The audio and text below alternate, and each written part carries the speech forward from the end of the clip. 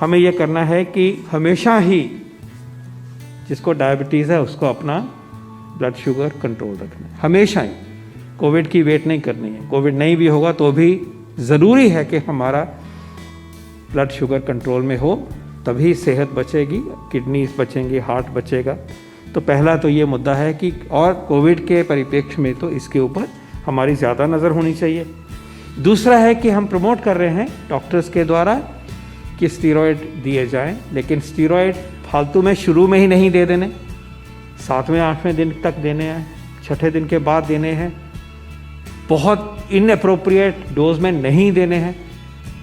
जो period define किया जाता है 5, 7, 8, 10 दिन का, उतने तक ही देने चाहिए, आगे तक नहीं देते रहना चाहिए। रैशनल यूज़ होना चाहिए। स्टीरॉयड जैसी जान बचाने वाली दवाई का रैशनल यूज़ होना चाहिए। ज़रूरत से ज़्यादा मिलेगा तो इस सिचुएशन तो है ही, दूसरों को भी इल इफेक्ट होता है।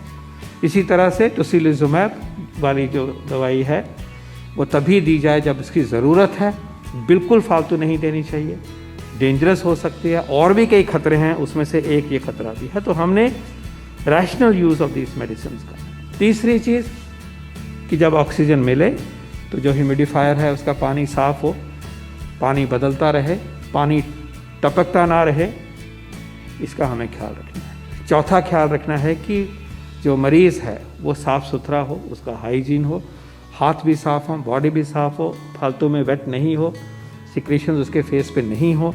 यह चौथी चीज़ है जिसका कि हमने ख्याल रखना है। पांचवा ख्याल हमने ये करना है कि अगर कोविड के ट्रीटेड पेशेंट को नाक में रुकावट दिखती है, बाद में कोई स्वेलिंग, सूजन महसूस हो रही है, या मुंह में अल्सर आ रहा है, मुंह में अल्सर पैदा हुआ है, कटा हुआ दिख रहा है, नया कोई चीज़ आ गया है अंदर मुंह में, तो उसको जल्दी से इन्फॉर्म करना है। और उसके बाद इसका इलाज होता है।